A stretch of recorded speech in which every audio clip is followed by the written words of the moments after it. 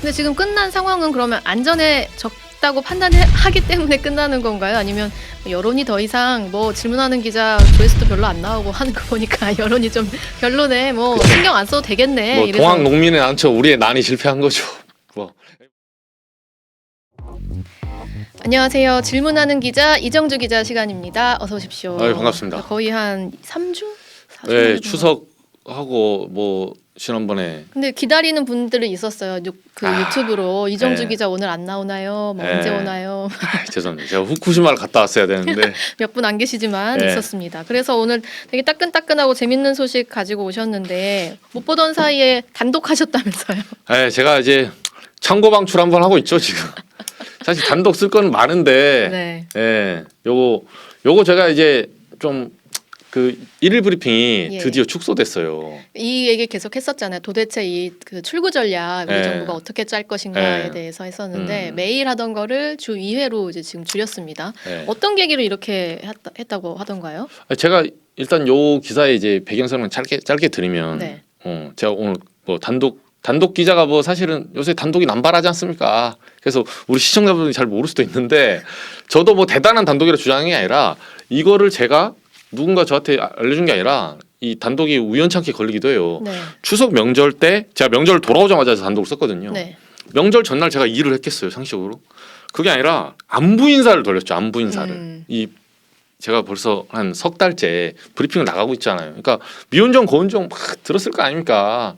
외교부 뭐 해수부 뭐 식약처고 잘 지내시냐고 했더니 그중에 모 인사가 이 기자 이제 추석도 지나는데 앞으로 좀 편해지겠어? 딱 하더라고요. 네네네. 그래서 뭐 그렇죠. 이제 넘겨짚어서 했더니 그 브리핑 준다며. 네, 여기서 이제 태도가 중요하죠. 줄어요 이러면 안 돼요. 그렇죠. 주 3회인가? 그렇죠. 그러니까 이해지. 이제 이런 식으로 이해구나. 이렇게 알아내고 그 다음 분한테 전화해서 준다며요. 바로 저는 추석 전화하자마자 네. 그렇게 해서 야금야금 정보를 취합해서 단독을 하나 썼습니다. 누가 줄이라고 했답니까? 이게 사실은 뭐 이미 불편한 진실인데 여기서는 말을 못하는 사람들이 이제 하는데 제가 기사에는 멘트를 썼다가 톤다운을 시켰는데 네. 이게 시작한 게 용산이 시작한 거예요. 브리핑을 해라. 네, 이렇게. 네. 네, 이거 네.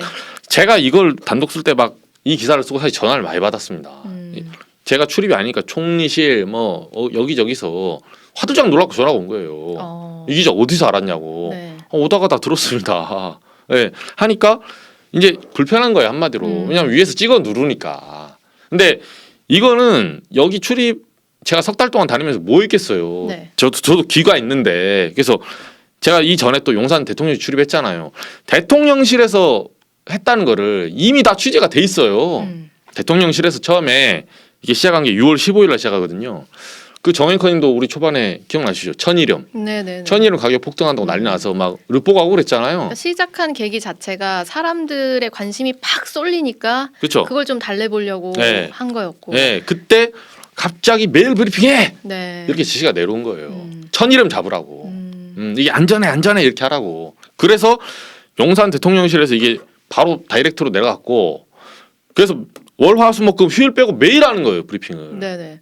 근데 지금 끝난 상황은 그러면 안전에 적다고 판단하기 때문에 끝나는 건가요? 아니면 여론이 더 이상 뭐 질문하는 기자 조회수도 별로 안 나오고 하는 거 보니까 여론이 좀 별로네, 뭐 그쵸. 신경 안 써도 되겠네. 뭐 이래서 동학 농민의 난처 우리의 난이 실패한 거죠.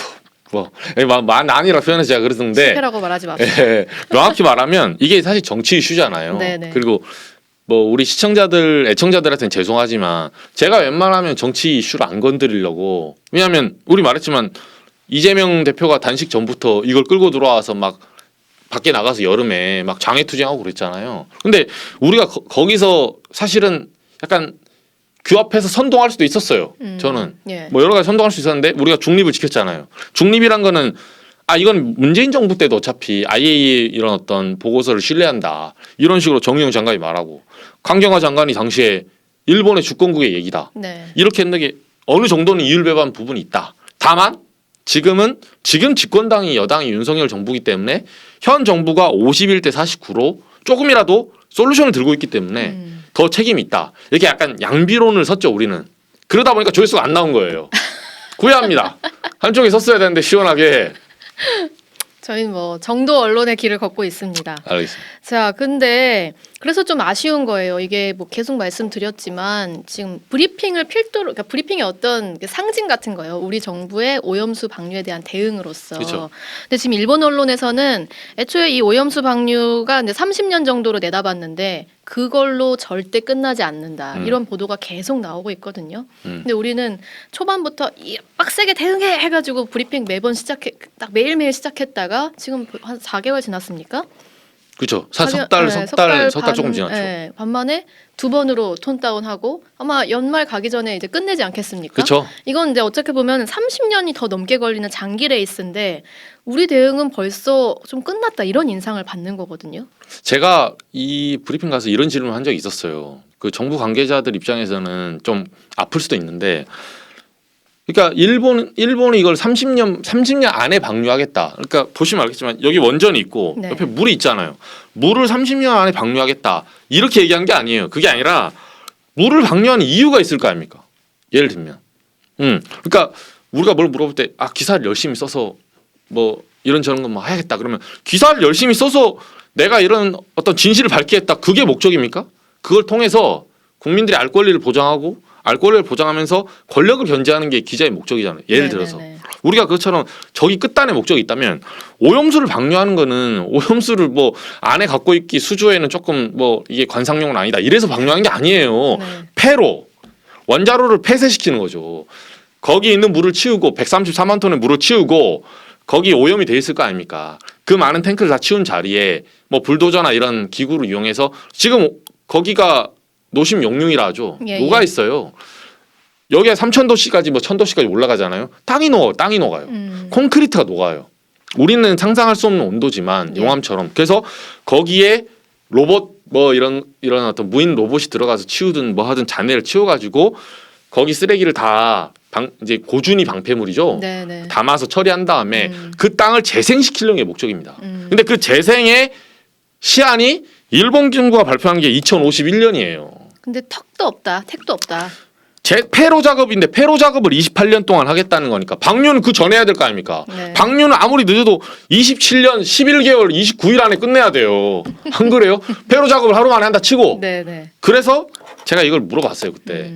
이게 과연 30년간 가능하냐 했더니 우리 정부 입장은 냉정히 말해서 뭐라 하냐면 폐로는 우리 알 바 아니냐 이거예요. 그러니까 방류하는 건 폐로를 목적이고 네. 폐로가 목적이기 때문에 역산해 보면 이 방류의 기간이 맞습니까? 라고 물어봤더니 폐로는 일본이 알아서 할 부분이지 우리가 폐로 알 바 아니다.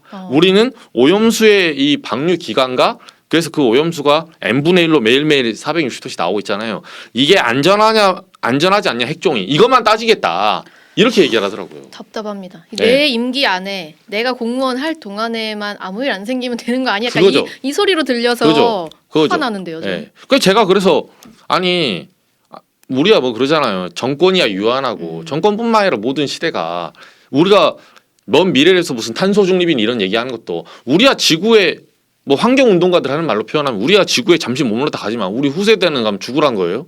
뭐 일종의 그런 식의 이제 그렇죠. 화법인데 이걸 방어하려고 하다 보니까 이제 보수적으로 나온 발언이라는 건 이해가 돼요 저도. 네. 근데 이해가 되는데 이런 거 자체가 얼마나 무책임한 거예요. 자기들 지기에서 할 수 있는 말은 이해되지만 그거 자체가 애당초 이게 일본이 처음부터 허술한 계획을 갖고 있었다는 게 이미 구멍이 드러난 거예요.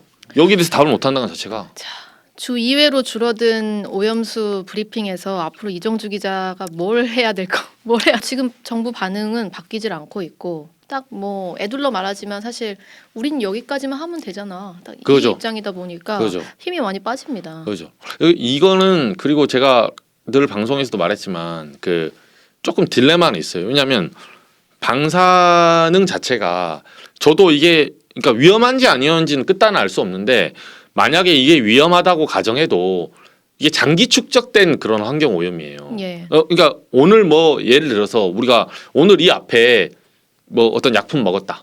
또는 이 앞에 갑자기 상한 음식 먹었다 해서 오늘 먹으면 내일 배탈 나고 이런 일이 아니에요. 그렇죠. 어차피 이 측정 정도는 장기간 이제 축적된 다음에 나오는 거라서 이거를 장기간 감시할 필요가 있고 장기간 감시할 필요가 있다는 거는 어떻게 보면 이걸 오염수를 방류하는 사람들 입장에서는 굉장히 좋은 레버리지죠. 왜냐하면 사람이 아니 앵커님도 보다시피 우리가 이번에 뭐 이슈 나오지만 뭐 잼버리니 양평이니 하루 이틀이지 그 맞아요. 이슈를 쭉 따라가는 게 쉽지 않아요 사람들이. 미쳐버리죠. 네, 생각보다 잠시 지나가거든요. 그래서 이 이슈가 장기전으로 끌고 가면 이걸 행위를 하는 행위자 입장에서는 굉장히 유리한 구도에 있어요. 그 피로감을 주려고 하는 거죠 처음부터. 자, 그거를 기자 생활 내내 혹시 감시하게 아, 될지도 저는 모르는. 필요하지 않습니다. 혹시 저의 다크서클이 보이더라도 이거는 이것 때문에 필요한 게 아니에요. 네. 알겠습니다. 다른 일 때문에 피곤한 전기요금 이런 것 때문에 피곤한 거지 오염수 때문에 피곤하지 않습니다. 네, 쭉 잘 부탁드릴게요. 네. 계속 가보겠습니다. 오늘 질문하는 기자 여기까지 하겠습니다. 여러분 다음 주에 뵙겠습니다. 고맙습니다. 네, 고맙습니다.